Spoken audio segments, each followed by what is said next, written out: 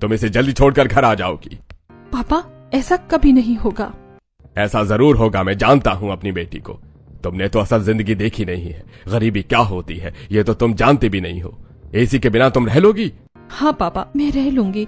अब जहाँ मेरे पति रहेंगे वही मेरी दुनिया है। ये बातें सिर्फ फिल्मों में अच्छी लगती हैं। जब गर्मी में मिट्टी के चूल्हे में रोटियां सीखनी पड़ेंगी तब आटे दाल का भाव पता चलेगा तुम्हें। जाओ अपने पति के साथ, मैं भी देखता हूँ तुम इस गरीब की झोपड़ी में कैसे रहती हो। राजेंद्र गुस्से में रानी और रोहन को अपने घर से निकाल देता है। रोहन रानी को लेकर अपने घर आ जाता है। रोहन की भाभी काजल दरवाजा खोलती है। माँ जी, रोहन आ गए हैं और वो अपने साथ किसी को लेकर आए हैं। रोहन तो बिना बताए किसे घर ले आया? ये कहते हुए पार्वती दरवाजे पर आती है। रोहन, तूने शादी कर ली और हमें बताया भी नहीं। हमने तो तुझे शहर पढ़ने के लिए भेजा था, तूने ये क्या किया? माँ, मैं और रानी एक दूसरे को बहुत प्यार करते हैं। हम दोनों शादी करना चाहते थे, लेकिन रानी अमीर फैमिली से है। रानी के पिताजी तैयार नहीं थे, इसलिए हमें इस तरह से शादी करनी पड़ी। रोहन के परिवार वाले बहुत सीधे साधे लोग थे। रोहन के समझाने पर वो रानी को अपने घर की बहू स्वीकार कर लेते हैं। बेटा, अगर बहू अमीर घर से है तो वो हमारे गरीब घर में कैसे रहेगी? देख अभी से कैसे गर्मी से पसीने से तरबतर हो रही है। माँ जी, मैं इस घर में आराम से रह लूंगी, आप चिंता मत कीजिए। पार्वती रानी का गृह प्रवेश करवाती है। रानी कलश गिराकर घर के अंदर प्रवेश करती है। उफ, कितनी गर्मी लग रही है। ऐसा लग रहा है जैसे किसी ज्वालामुखी में आ गई हूँ। पंखा तो जैसे आग फेंक रहा है।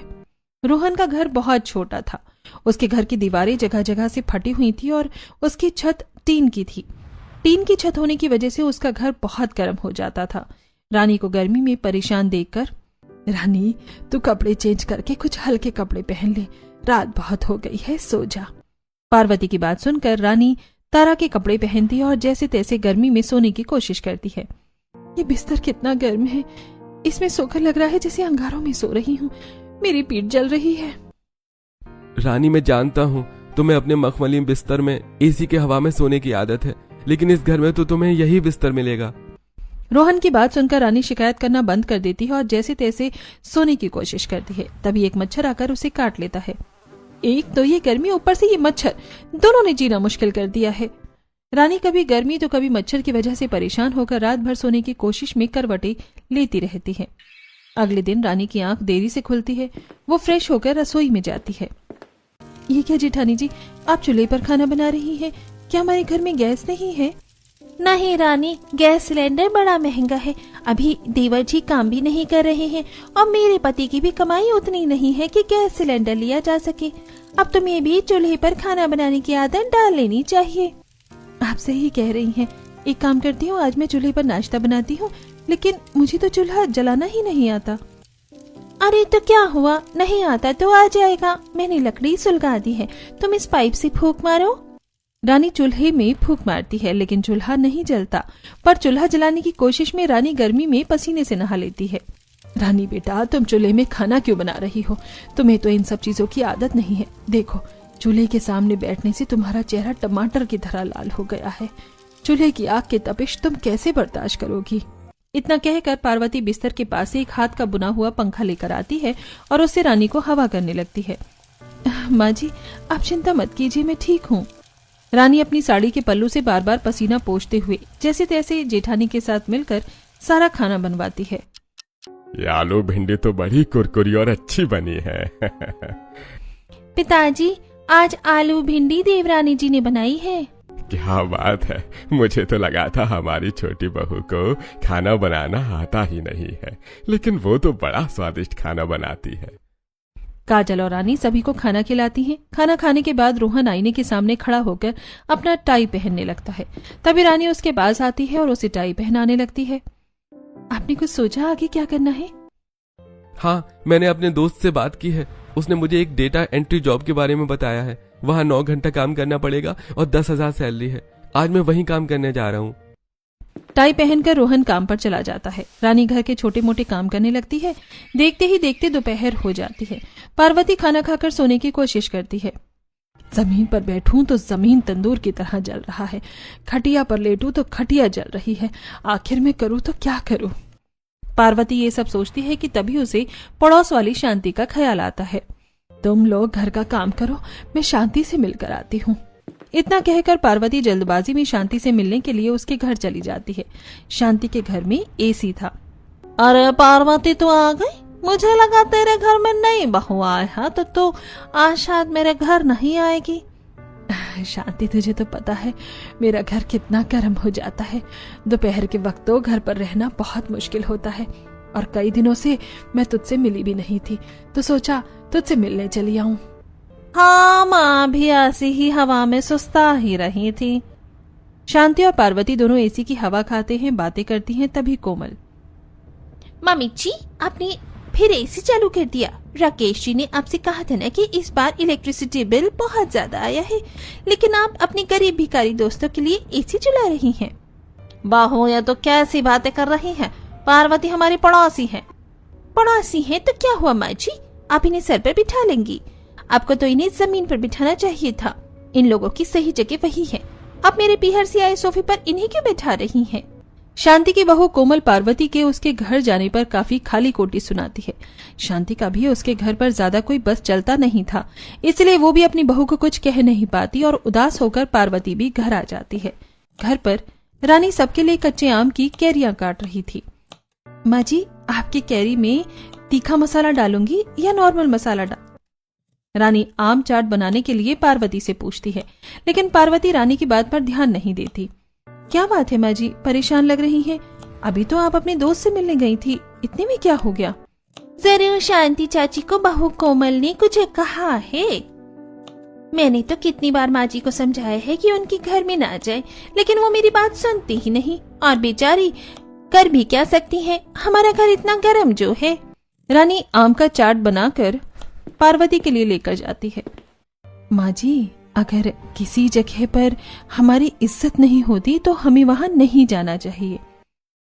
मैं जानती हूँ बेटा, लेकिन कभी कभी परेशान हो जाती हूँ इस उमस और गर्मी से। इस घर में दम घुटने लगता है। पार्वती पहले से ही बहुत उदास थी, इसीलिए रानी उन्हें कुछ समझाती नहीं है। रात को जब रोहन घर आता है तो रानी उसे सारी बात बताती है। रानी, इसे कहते हैं गरीबों की जिंदगी। मुझे पता है ऐसी जिंदगी तुमने कभी नहीं देखी है।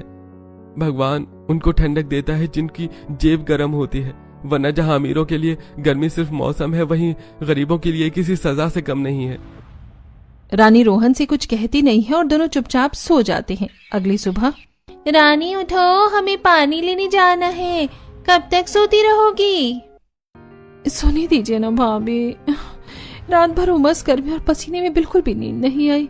आधी रात तो करवट बदलने में ही बीत गई। रानी मैं समझ सकती हूँ, लेकिन पीने का पानी 1 किलोमीटर दूर से लाना पड़ता है। अगर हम लोग अभी नहीं निकले तो बाद में पानी लाने में तुम्हारी हालत खराब हो जाएगी। उठो और चलो, फिर हमें खाना भी तो बनाना है। काजल रानी को बड़ी मुश्किल से उठाकर अपने साथ पानी भरने के लिए लेकर जाती है। रास्ते में कड़ी धूप चमक रही थी, पेड़ के पत्ते हिल भी नहीं रहे थे। काजल और रानी के माथे से पसीना टपक रहा था। भाभी, आपने तो कहा था कि अभी पानी लाने जाने पर गर्मी नहीं लगेगी, तो ये सब क्या है?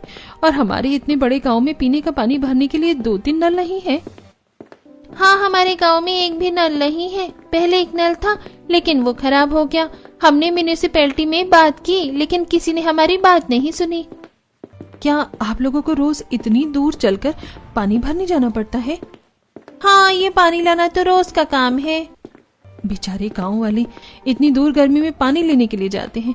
मेरे पापा एक बार अगर पार्टी से बात करते तो यहाँ नल लग जाता, पर मैं तो उनसे बात भी नहीं कर सकती। ये सब सोचते हुए रानी काजल के साथ नल के पास पहुंच जाती है। वहां पहले से ही कुछ औरतें थी और सभी पसीने से तरबतर हो रही थी। ये धूप इतनी तेज है कि यहाँ खड़े रहने में मेरा पूरा चेहरा जल रहा है। भाभी, पेड़ की छांव में खड़े होते हैं ना, जब हमारी बारी आएगी तो पानी भर लेंगे। अच्छा ठीक है। रानी और काजल दोनों पेड़ के नीचे खड़ी हो जाती हैं और थोड़ी देर इंतजार करने के बाद पानी भरकर घर आ जाती हैं। दोपहर में जब सभी खाना खाने के लिए बैठते हैं तब लखन पानी पीते हुए, बहू, इतना खौलता पानी क्यों दे दिया है? अरे इतना गर्म पानी तो गले से नीचे उतर ही नहीं रहा है। माँ, मैं पानी नहीं पीऊंगा, पानी बहुत ज्यादा गर्म है। सुबह का लाया पानी अगर गर्म हो जाता है तो बताओ, क्या इसमें मेरी गलती है? नहीं भाभी, इसमें आपकी कोई गलती नहीं है। हमें प्लास्टिक के बाल्टी में पानी रखना ही नहीं चाहिए। एक तो हमारा घर इतना गर्म है, ऊपर से प्लास्टिक की बाल्टी में पानी रखने की वजह से पानी गर्म हो जाता है। हमें घड़ा में पानी रखना चाहिए। रानी, पहले हम लोग घड़े में ही पानी रखती थी, लेकिन हमारे घर की गर्मी के सामने घड़ा भी काम नहीं आता। काजल के समझाने पर रानी चुप हो जाती है। फिर सभी लोग खाना खाते हैं और उसके बाद रानी बर्तन धोने के लिए आंगन में जाती है। वो आंगन में लगे हाथ कल की बाल्टी में पानी भरकर बर्तन धो रही थी। इतनी गर्मी में बर्तन धोने में तो हालत खराब हो रही है, लेकिन अभी बर्तन साफ नहीं करूंगी तो शाम का खाना कैसे बनेगा। रानी ये सब सोचकर बर्तन धोकर जैसे ही घर जाती है तभी उसे कुछ ठंडा का एहसास होता है। पानी गिरने की वजह से मिट्टी भीग गई थी और वो काफी ठंडी थी। मिल गया जुगाड़। रानी घर के अंदर आती है। भाभी, मुझे ठंडा करने का जुगाड़ मिल गया है। अगर हम मिट्टी के घड़े में पानी भरकर उसमें जूट का कपड़ा लपेटकर उसे भिगो दें और उस मटके को गड्ढे खोदकर जमीन के अंदर रख दें तो ये देसी फ्रिज बन जाएगा। बस इसमें मुझे आपकी मदद चाहिए। मैं तुम्हारी मदद करने के लिए तैयार हूँ। रानी और काजल दोनों मिलकर घर के अंदर ही एक छोटा सा गड्ढा खोदती है। फिर रानी मटके में पानी भरकर उसे गीली जूट की बोरी से लपेटकर गड्ढे में रख देती है। थोड़ी देर बाद पार्वती घर आती है। बहुत थोड़ा पानी पीने के लिए दो। घर के बाहर तो लू चल रही है।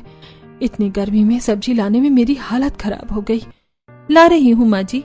अभी फिर से वो गर्म पानी पीने का मन तो नहीं कर रहा, लेकिन प्यास बुझानी है तो पीना ही पड़ेगा। रानी पार्वती को पानी का गिलास लाकर देती है। पार्वती उदास होकर पानी का गिलास लेती है और जैसे ही वो पानी पीती है उसका चेहरा खुशी से खिल उठता है। उसकी सारी गर्मी की थकान दूर हो जाती है। बहू, क्या तुम लोगों ने पड़ोसी से मांगकर पानी में बर्फ डाला है? नहीं माँ जी, ये हमारे घड़े का पानी है। मैं पानी को ठंडा करने के लिए एक जुगाड़ लगाया था। वाह बहू, क्या दिमाग लगाया है तुमने। इतना ठंडा पानी पीकर तो दिल खुश हो गया। अगर पूरी गर्मी ऐसा ही ठंडा पानी मिल जाए तो फिर मजा ही आ जाए। पार्वती की बात सुनकर दोनों बहू खुश हो जाती हैं और फिर दोनों अपने मटके का ठंडा ठंडा पानी पेट भर कर पीती हैं। ऐसे ही दिन गुजरते हैं। गर्मी का कहर गरीब परिवार पर और ज्यादा पड़ता है। रानी का घर दिन में तो भट्टी की तरह जलता ही था, लेकिन रात में भी उसे गरम गरम लहर निकलती थी। इस गर्मी के दिन तो जैसे तैसे कट जाता है, लेकिन रात में नींद नहीं आती है। खिड़की खुली है लेकिन हवा भी नहीं चल रही है। इसीलिए तो रानी मैंने तुम्हें समझाया था, मेरी जिंदगी बहुत मुश्किल है, लेकिन तुमने मेरी बात नहीं सुनी। रानी को नींद आ जाए इसलिए रोहन काफी देर तक रानी को हाथ पंखा से हवा करता है, लेकिन रानी को बहुत गर्मी लग रही थी इसलिए वो सो नहीं पाती और अगली सुबह उसकी आंखों के नीचे डार्क सर्कल्स हो जाते हैं। रानी खुद को आईने में देखती है। रानी, तुमने अपनी क्या हालत बना ली है। तुम्हारा चेहरा मुरझा गया है। कहाँ तुम मॉडल जैसे दिखने वाली लड़की मेरी वजह से इतनी तकलीफ झेल रही हो। मुझे माफ कर देना, मैं तुम्हारे लिए कुछ नहीं कर पा रहा हूँ। आप ऐसे परेशान मत होइए, इसमें आपकी कोई गलती नहीं है। आप तो नौकरी कर रही हैं, आप देखना धीरे धीरे सब कुछ ठीक हो जाएगा। रानी रोहन को समझाती है। उसके समझाने पर रोहन शांत होता है और तैयार होकर अपने ऑफिस चला जाता है। काजल अपने हाथों में जूट की बोरियां लेकर बाहर जा रही थी। भाभी, आप इन बोरियों को कहाँ लेकर जा रही हैं? मैं तो ऐसे बनियों को वापस देने जा रही हूँ, उसके बदले में वो 10 रुपए दे देगा। भाभी, ये बोरियां तो आप मुझे दे दीजिए। तुम इन बोरियों का क्या करोगी? भाभी, इससे मैं हमारे घर को ठंडा करूंगी।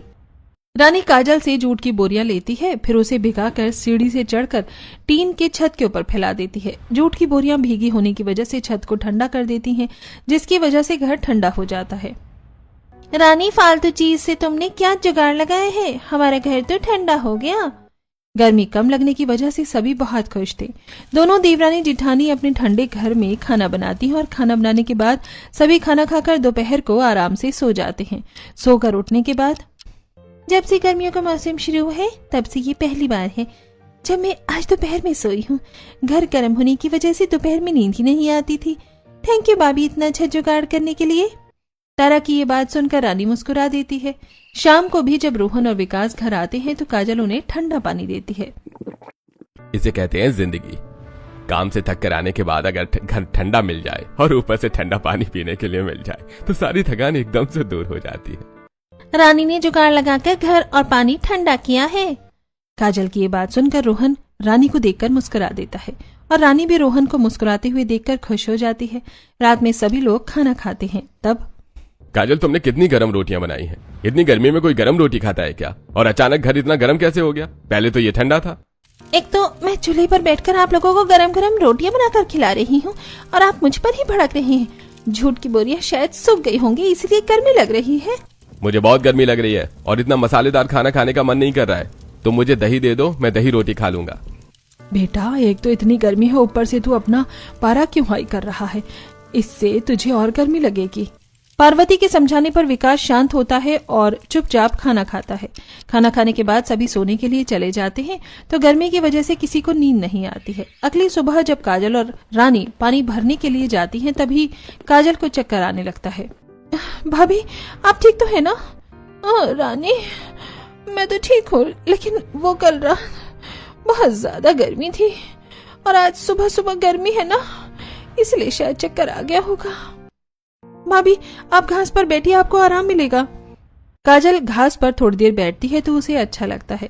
काजल के साथ रानी भी घास में बैठ जाती है। घास में बैठकर रानी को आइडिया आता है। भाभी, ये घास कितनी ठंडी है, अगर हम लोग इससे चटाई बना लें तो हमें रात में गर्म बिस्तर में सोना नहीं पड़ेगा। आइडिया तो तुम्हारा बहुत अच्छा है। कुछ देर घास में बैठकर ही मेरी तबीयत ठीक हो गई, लेकिन हम लोग घास को लेकर घर कैसे जाएंगे? हमारे पास तो कोई चीज भी नहीं है जिसमें हम घास रख सके। रानी और काजल यहाँ वहां देखती हैं तो उन्हें पास में कुछ प्लास्टिक फेंके हुए मिलते हैं। लोग यहाँ वहां प्लास्टिक फेंक देते हैं, लेकिन आज यही प्लास्टिक हमारे बहुत काम आने वाली है। रानी और काजल दोनों प्लास्टिक उठाती हैं और प्लास्टिक में ढेर सारा घास भर देती हैं। घास बढ़ाने के बाद दोनों पानी भरती हैं और फिर अपने घर आ जाती हैं। तुम दोनों अभी तक तो पानी लेकर आई हो, आराम करने की जगह घास के साथ क्या कर रही हो बरामदे में बैठकर?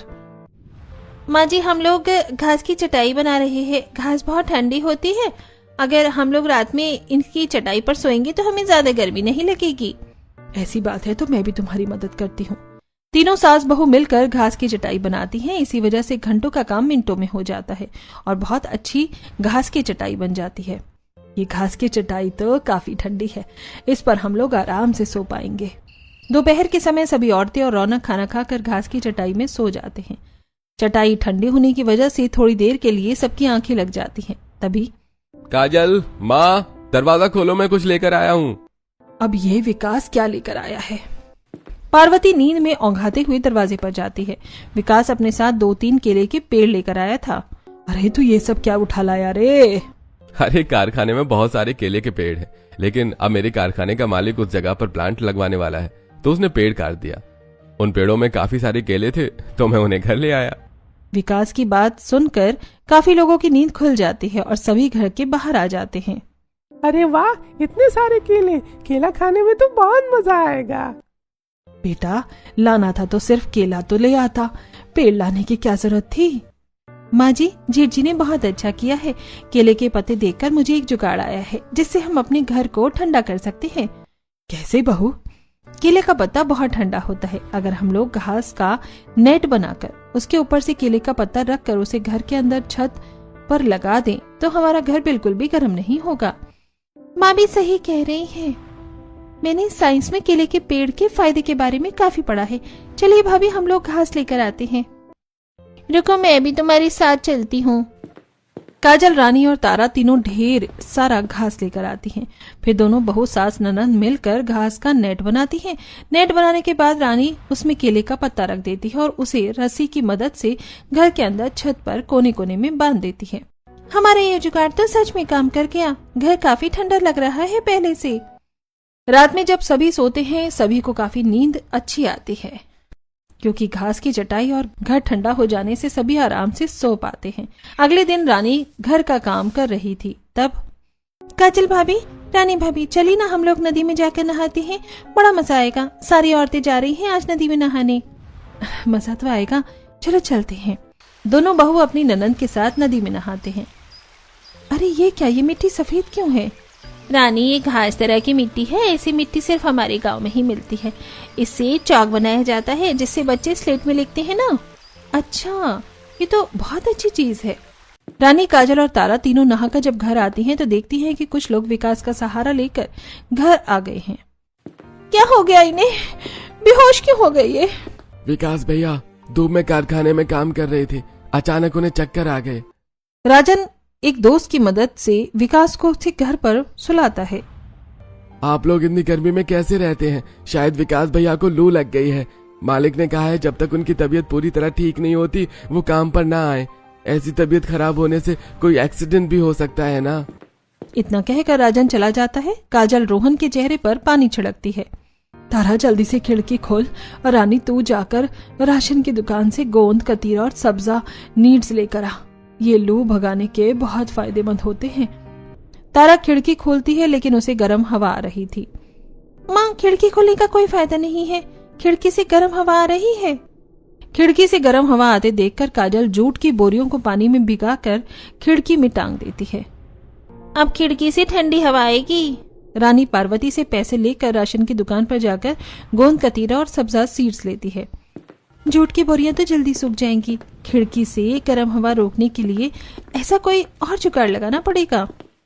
ये सब सोचते हुए रानी आ रही थी, तभी उसकी नजर उसके पड़ोस में रहने वाली औरत पर जाती है। ये मिट्टी के मटके से खिड़की क्रॉस वेंटिलेशन बना सकती हूँ। रानी अपने पड़ोसी के पास जाती है। चाची, क्या आप मुझे कुछ टूटे हुए मटके दे सकती हैं? हाँ बेटा, वहाँ टूटे हुए मटके रखे हैं, तुझे जितने मटके चाहिए तू ले जा। वैसे भी तू पार्वती की बहू है, उसकी बहू तो मतलब मेरी बहू। रानी अपने साथ 5-6 मिट्टी के मटके लेकर आ जाती है। बहू, मैंने तुझे सामान लाने के लिए भेजा था और तुम ये मटके क्यों लेकर आई हो? माँ जी, खिड़की से गर्म हवा रोकने के लिए ये मटके लेकर आई हूँ। रानी गोंद, कतीरा और सब्जा सीड्स को काजल को देती है। काजल उसमें शरबत बनाकर विकास को पिलाता है। वहीं रानी छेनी, हथौड़ी लेकर खिड़की को किनारे किनारे से तोड़ती हैं। फिर मिट्टी के मटके के पीछे वाले हिस्सों को तोड़कर उसके ऊपर एक खिड़की पर लगा देती हैं। वो मटके के मुंह को अंदर और नोच वाले हिस्से को बाहर दिखाती हैं और मटका के बीच में मिट्टी भर देती हैं। भाभी, ये मिट्टी कहाँ से आई? ये मिट्टी तो मैं विमला चाची के घर से लाई हूँ, पर हमारी नदी की ही मिट्टी है। रानी मिट्टी लगाकर अच्छे से खिड़की में मटका फिट कर देती है। रानी जैसे ही खिड़की के पास से हटती है, खिड़की से ठंडी ठंडी हवा आने लगती है। खिड़की से इतनी ठंडी हवा आ रही है, बस अब किसी तरह अगर हमारा घर ठंडा हो जाए तो हमारी सारी मुसीबतें दूर हो जाएंगी।